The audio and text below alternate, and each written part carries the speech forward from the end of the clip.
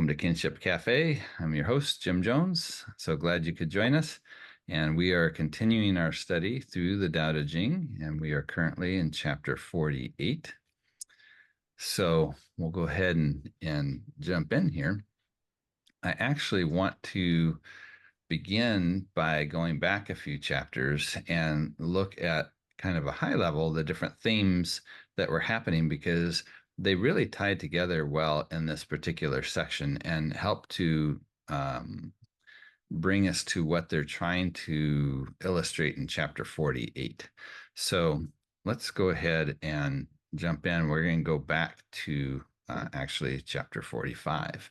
And I'm just going to bring up the first couple of lines here to help us remember the chapter. It says, great accomplishment seems unfinished, but its use is continuous. Great fullness seems empty, but its use is inexhaustible. And the theme for this chapter was that there was a misperception that we have the potential to see the world one way when in fact it's another. And the consequence of this was that we're going to show up differently in the world based on how we see the world. So this would be kind of the main theme here, is that how we see the world is going to determine how we show up. Do we see the world as something that's broken and crooked and needs to be fixed? Or do we see it as already something that is, this marvelously interwoven, functioning thing that we're a part of? Those are kind of two extremes, and how we view the world on that spectrum is going to determine how do we end up here? What are we trying to do? What are we trying to accomplish? Are we trying to fix things? Are we trying to change things? Are we trying to figure out how to participate? And then in chapter 46, we had the lines, with Tao under heaven, stray horses fertilize the fields. Without Tao under heaven, war horses are bred at the frontier. So here again, when we talk about Tao under heaven, it's not that there's an option. As we've seen, Tao is more of this, just the way that things function, the way that they are, these patterns of the world that we really don't have a choice if we follow or not. So it's not that you can not actually have Tao under heaven, but it's more of a recognition of Tao or participation in Tao, or maybe either through ignorance or willfully trying to work against Tao, that you run into these problems. And again, the implication is that it's going to have potentially devastating consequences. Are the horses going to be used for farming and fertilizing the fields, or are they going to be getting ready to make war horses to go into battle? I mean, if we think about the most extreme form of engaging with the world, warfare would probably have to be it. And that would be a very distorted view that, well, it's a view of the world that requires a heavy commitment to a way of being in the world that is quite devastating. So if that perception that's leading to something like war isn't correct, then it has heavy consequences. And that would be really the main theme that we were having with chapter 46, is, again, how we show up can have devastating consequences potentially. Then chapter 47, we had some interesting discussion about how do we know something. Going out of the door, without going out the door, know the world. Without peeping through the window, see heaven's Tao. And it goes on to say that, the further you travel, the less you know. And so we're dealing with this questions in chapter 47 about two different kinds of ways of knowing things. And there's really a little bit more that I think we can bring into this. The more I kind of reflected on this chapter since last time, of how can we understand that distinction between these two different ways of knowing? We talked about there's this localized aspect, because there is this codependent origination and this integratedness, this interdependence, that the more we're in place, we can understand how everything is impacting everything else.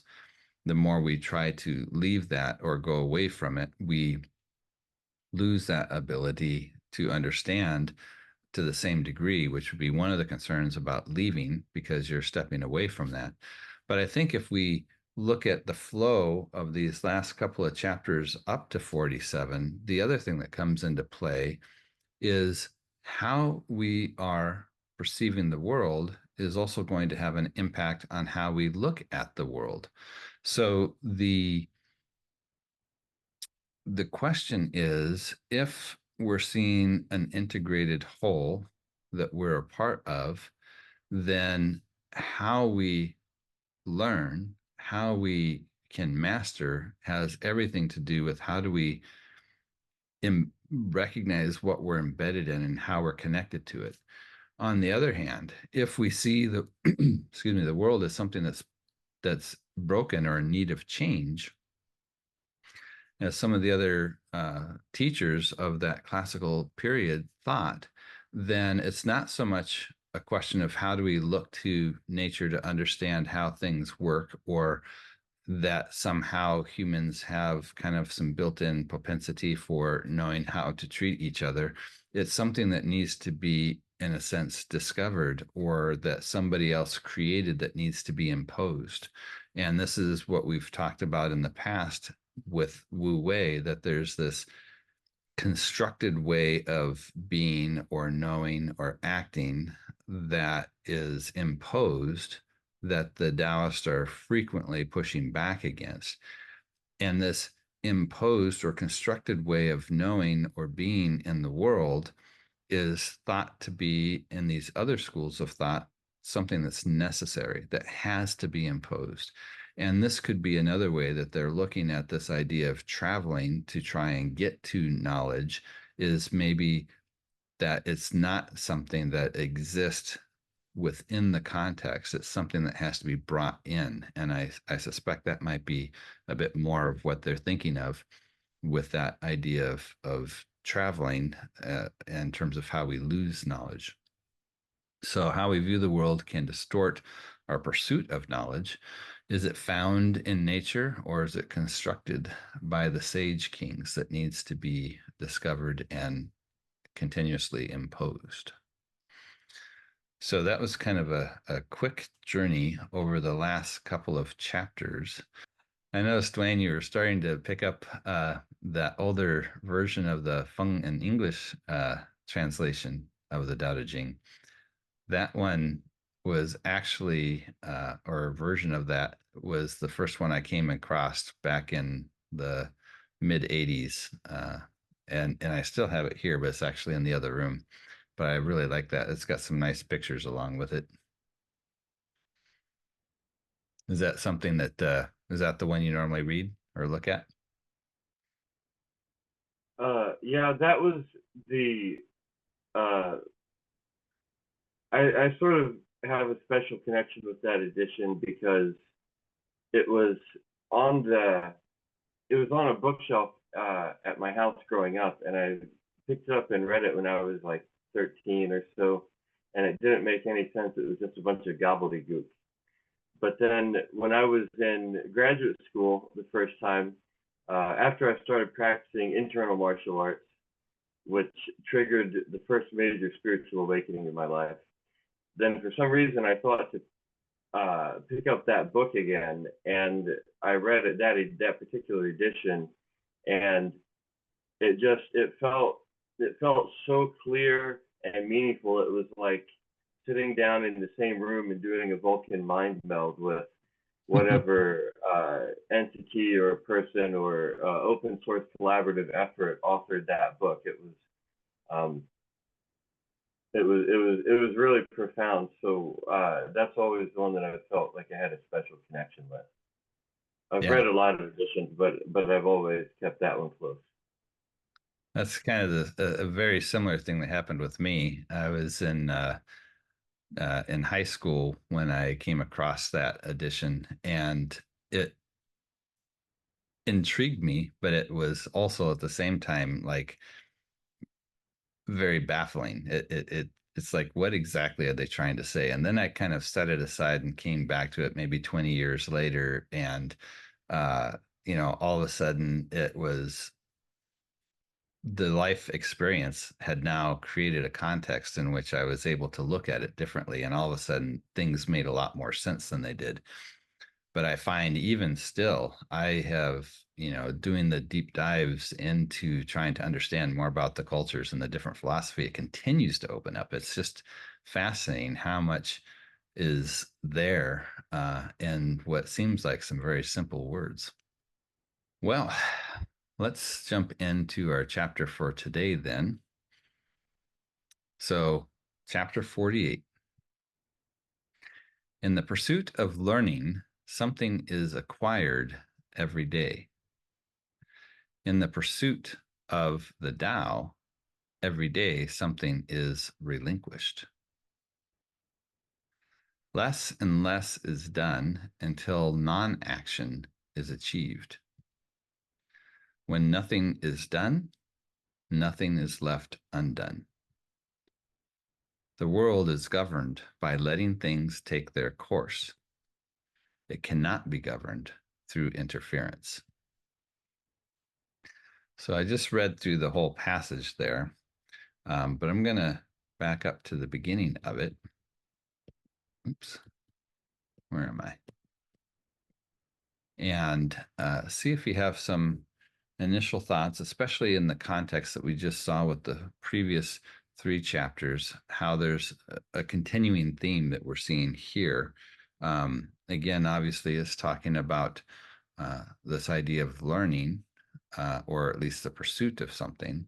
In this case, it's kind of contrasting learning and Tao, and what is required or how you go about doing that. What do you think they're trying to get at here? That it's just I about just the want to say natural. it feels like a riddle, like more so than a lot of the other ones. But to me, like when in the pursuit of learning, what you're acquiring every day is ideally knowledge. Um, I guess in the pursuit of Tao, if you are giving up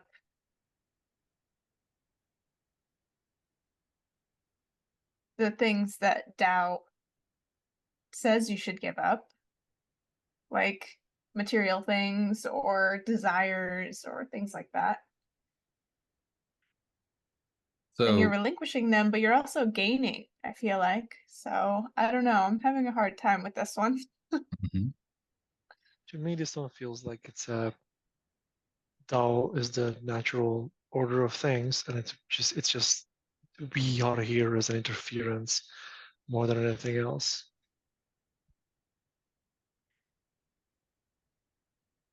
To me, this has always meant that learning is about acquiring knowledge.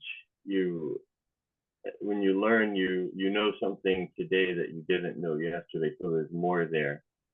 But pursuing Tao is more like pursuing wisdom. It's not about acquiring things. It's about relinquishing the things that you don't need, or even more specifically, all the cultural conditioning that they're always going on about. Um, like when I first started learning internal martial arts, I've been practicing martial arts, external martial arts for 12 years at that time. And I realized I was doing all this stuff I didn't need to do. I had all this excess tension in my body, for example. And things worked better if I stopped doing all the stuff I didn't need to do, released the excess tension. That was kind of a physical analogy for me for the idea of letting go of the conditioning and the artificial constraints and the things that you carry around that you don't actually need. Mhm.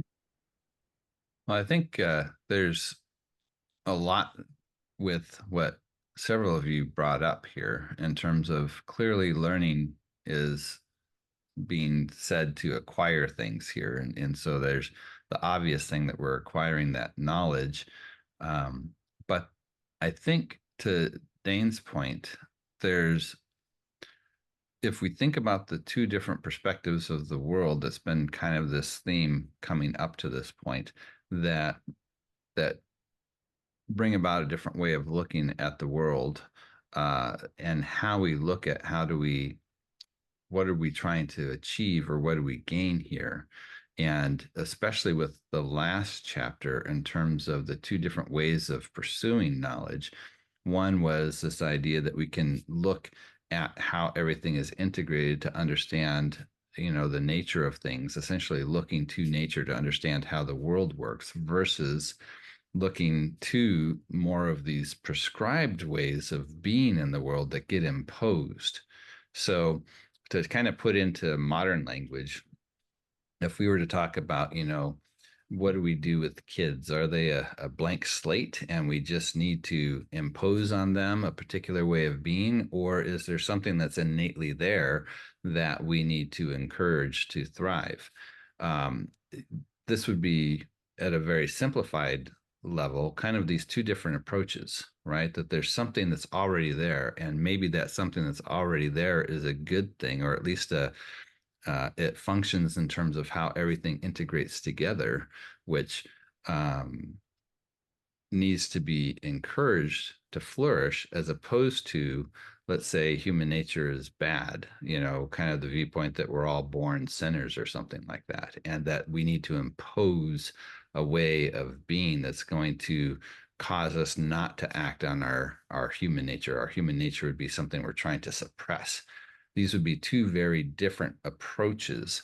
And so if in that prior chapter, that traveling, that going out, is to find those ways of being that have been constructed, these socially constructed ideas that are then being imposed, they're suggesting that this is something that needs to be undone, that it's stuff that just gets baked into us from an early age. This is why they talk at different points about returning to that state of the infant. It's that point at which we haven't yet been enculturated by our culture with all these preconceived ideas about what the world should be like. And so if in fact this Taoist perspective is that the world is actually a good thing the way it is, then what we have to do is unlearn all these things that we've acquired. So this learning would be the things that have been taught to us, been imposed on us, that are causing us to look at the world a certain way.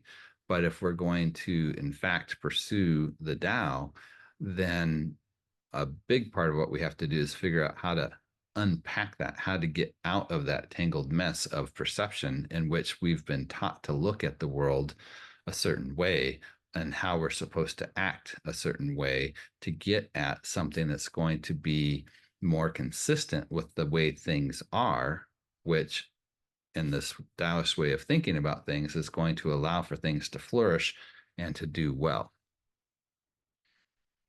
Does that kind of make some sense here between how these things relate? It's not necessarily learning in general, but learning as it is, as it's thought about in terms of these socially constructed ways of being, right? Because even the book of the Daodejing is something you would learn. So it's not it's not a know nothing type of an approach to life with Taoism. It's not that knowledge isn't valued. It's a question of what kinds of knowledge. And the type of knowledge that they're concerned about is this socially constructed knowledge versus knowledge that's gained from understanding the nature of reality. That makes way more sense to me now. Yeah, I totally agree. Yeah. So then it continues. So if we're thinking about Wu Wei, which is what's being translated here as non-action, that again, it's not action in general, but these socially constructed ways of acting, then when it says that less and less is done until wu wei or non-action is achieved, what we're talking about is stripping away those socially constructed ways of acting so that when we do act, it is, in a sense, we could say more natural, but it's going to be consistent, ideally, with the way of things, because it's not encumbered by these imposed socially constructed ways that we're supposed to do things. Now, I think we also have to think about this a little bit as hyperbole, in the sense that, we use statements all the time that seem to be like universal statements, but we don't really mean them that way. So we might say something like, when it rains, it pours. It doesn't mean that every single time it rains, it's actually a downpour. It's just a way of talking about things that we know not to take as a literal statement, but the point that's being made is being made, right? That sometimes we get more than we're expecting, right? So here, it's not that there isn't any conventions that we might use, right? The Taoists are not suggesting that we walk around naked and become hunter-gatherers again, right? Or that we don't use spears or, anything to protect ourselves or for hunting or for shelter. It's thinking about, how do we use these things in a consistent way? It's not that the technology is necessarily wrong, but the technological mind might be wrong, in the sense of how we are looking at the world from one perspective versus another. So they're still using houses, they're still having wagons, they're still fishing, they're still hunting, they're still farming, right? It's not we're not actually doing anything, and it's not that we don't actually ever use convention, or it's not that we don't ever develop kind of tried and true ways of doing something. So once we learn a way of making a house, let's say, that works well, it's not about, well, we need to forget that because it's a cultural construct, right? There's a balance here that they're looking at in terms of where the different things start to impact us socially, and it's not spelt out in terms of, here's black and white where everything is. It's left open for discovery. It's left open for us to continuously evaluate, where do we need to draw that line? Or maybe it's not a line that's drawn all the time, but something that we can continuously evaluate, so that maybe today we think that this is fine, but then tomorrow we realize, well, maybe that is a bit more of a social construction than I realized, and maybe it's holding me back in certain ways, or holding other people back in certain ways, and we need to become flexible or adaptable and understand how in each situation we need to develop the skills of being able to evaluate and adapt and not become dogmatic. And maybe that's more of a fundamental thing, is that there isn't these generalities that can just be universally applied. It's learning the ability to continuously adapt and have that wisdom in terms of how we evaluate the situations. And then it continues by saying, when nothing is done, right, nothing is left undone. And what I like about this is, if what we understand with the Tao is it's these patterns, these ways that things unfold, kind of this, the way of things, of nature, of reality, then you don't have like somebody in charge, somebody who's orchestrating or making decisions and trying to say, okay, in the forest, time for you trees to grow, it's time for you rabbits to do what you're going to do, or whatever, right? It's just all kind of happening according to these patterns without anybody actually doing anything. Doesn't mean like the trees aren't actually growing and the rabbits aren't actually doing whatever they're doing. It's that it's all like these natural patterns that are not having to be orchestrated, right? So in a sense, then Tao doesn't do anything, but yet everything happens. Everything continues to unfold the way it needs to unfold. Getting back to this idea of the fact that these patterns are essential and part of reality and what makes reality possible also means that it's going to unfold, and that it's not going to not unfold if you don't take action. And this is, I think, part of the key that they're trying to bring about is everything is going to happen even if you don't do anything.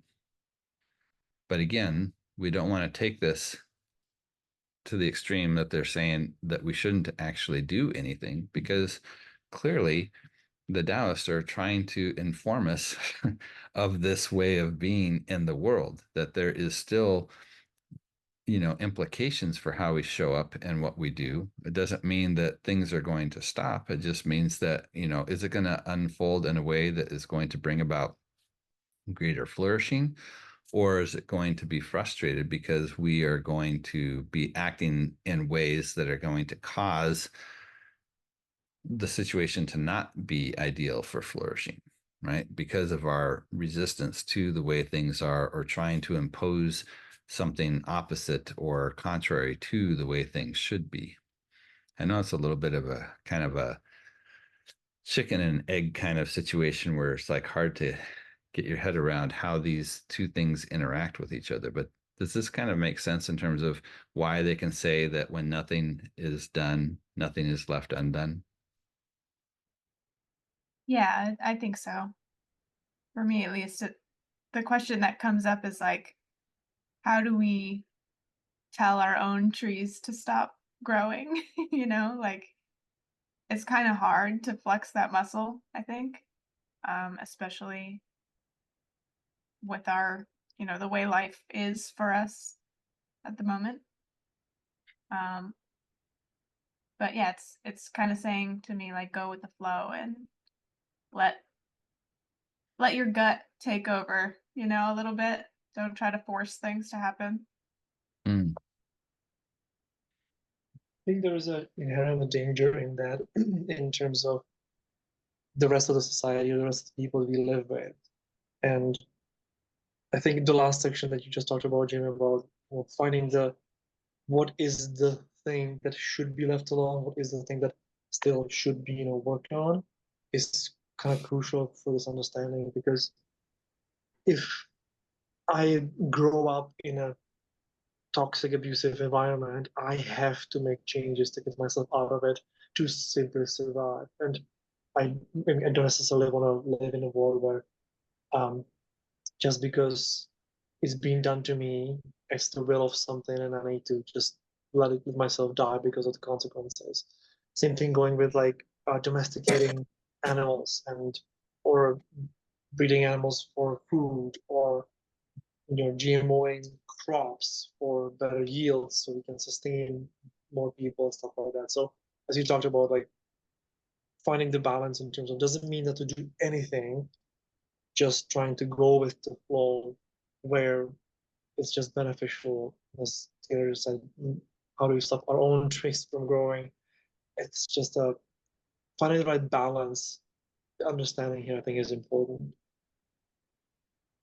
Yeah. Makes me think of when people are growing trees and they want it to go straight up, so they tie a bunch of ropes to it and like stick stakes in the ground and force it to go straight up instead of kind of letting it do its natural thing. Mm. Like grow without the ropes, I guess. Yeah. And, to get to the point that there's not something, it's not about not doing something, that less and less is done is kind of like, to use Taylor's example, cutting those ropes, right? It's an action. It's still something that's being done proactively, in the sense of recognizing that those ropes are maybe guides to try and make things conform to a particular universal ideal of what's supposed to be instead of seeing how things unfold naturally, but there's an action that's still being done to try and get back to that. And to Martin's point, the abusive situation would be like those ropes. They would be, maybe we can start to see how people who are in those abusive positions may have in fact been subject to abuse or other types of things that brought them to that point. But that doesn't change the fact that we need to break that cycle, that we need to figure out, okay, there's something wrong with this system that's imposing itself in a way that is breaking people, is making them abusive, or is causing people to be abused. And so that less and less part is actually, how do we unwind that? How do we get rid of that abusiveness and find ways to fix that system so that, again, people and things can flourish? So it's still a very active, engaging way of being in the world, but it changes in terms of how do we think about maybe the goals, right? So instead of how do we come up with this perfect solution for how it's going to fix everything, and there's going to be this utopia and everything's going to be perfect if we can just get everybody to conform to this way of being, right? This would be that socially constructed way that's then being imposed, that never works because people don't do well to being forced to conform. And so you always have these rumblings or these rebellions or these breakings or things going mad, right? So there's this flip side that the Taoists are saying, that you don't want to go searching for that external knowledge to be imposed. We want to understand what is the way things actually are. And we do that by trying to observe as clearly as possible with as few filters as possible about how the world actually works. And the more we understand about it, then we're going to be able to make some decisions that are informed. It's like when they talk about, how do we take care of a river in terms of if we're going to try and do irrigation, or if we're going to try and do damming or something like that. It only works if you really understand how the river works. If you just start messing with it and putting things in place, you might find that you're causing flooding, or that it's going to break the dams or whatever. It requires a knowledge of how water actually functions in order to work with it properly. And the same thing would be true with people and with the environment, that if we're going to think about some type of organizing principle in terms of governing, that we have to start with understanding what are people, how do they work? And then you are in a position to think about how we do this collective aspect of living together, which humans are social. We are going to be in communities, need to be in communities. So there needs to be a way of thinking about that. But is it going to be a way of, again, top-down control, trying to impose that on people? Or is there a way that we can, with understanding of who human beings are, develop systems that fit more naturally with that? And that would be still very much an active role of participating in the world, but it's a very different angle of how we look at it. And I'm thinking specifically for Martin about the concern that this might lead to more of an inaction when we talk about going with the flow. Does this make a little bit more sense in terms of how it can still be very proactive and pro-life giving approach to things? Yes, I kind of want to throw in, like, because we all talk a lot about the negative effects of shedding the chains and breaking the cycle. But I also want to bring the positive spin, right? Because I mentioned the GMOing of the crops, so they yield better results. And those, I don't necessarily know how I would consider those, breaking the chains. This is just making changes from what is natural to by the means of interference, making it different natural, because it's still, we're still just selecting the corn that made most on the cob. And then next time we see that particular one, and we're not going to see the ones that did not yield a lot of corn. And basically making changes to the natural world, specifically in that space. I think it just may be misconstrued that maybe we shouldn't be doing that, but I just don't necessarily see the harm in that per se. I'm assuming there's always going to be some, price to pay at one point or another. Um, I just want to be considerate of both. Are we doing it for the good? Are we doing it for the bad? Are we doing it from the bad circumstances? Are we doing it from the good circumstances? Yeah. It's yeah, It is a challenge, right? Because the question is, we might think we're trying to do something for the good, and it might not actually work out that way. But another curious also thing is that it's, in a very real sense, impossible to do anything unnatural, right? So natural is literally a definition of what's possible within the natural world. So if we think about something like GMO, we talk about it as being unnatural, but really it is still a natural way of doing something, because if it was unnatural, we wouldn't be able to do it. yeah, But I like that. yeah. So then the question is, is that ultimately effective, or is it going to, backfire because all of a sudden we've made, these seeds that are self-destructive so that they don't, farmers can't reuse their seed in order to make more money by having a company that you have to get your seeds from. And is that going to maybe backfire, and all of a sudden, we wipe out huge quantities of plants because they can't self-reproduce? That I think those are legitimate and real questions. The other side of it is, by engineering plants to be more effective or growing in different climates, we've been able to, reduce things like famine in most parts of the world. Is that a good thing? I think on some respects, we can say yes. But there's a lot of questions to that, right? Like, are there population issue questions? There's also questions about, and I really don't want to necessarily go down this road, but there are fascinating arguments on both sides of this thing about, in terms of, the vegetarian approach versus the carnivore approach, and, what is more destructive to the environment of doing crop agriculture versus having the ruminant animals out there treading the fields. It's not an easy, clear-cut question that sometimes is presented like, oh, yes, it's this or it's that.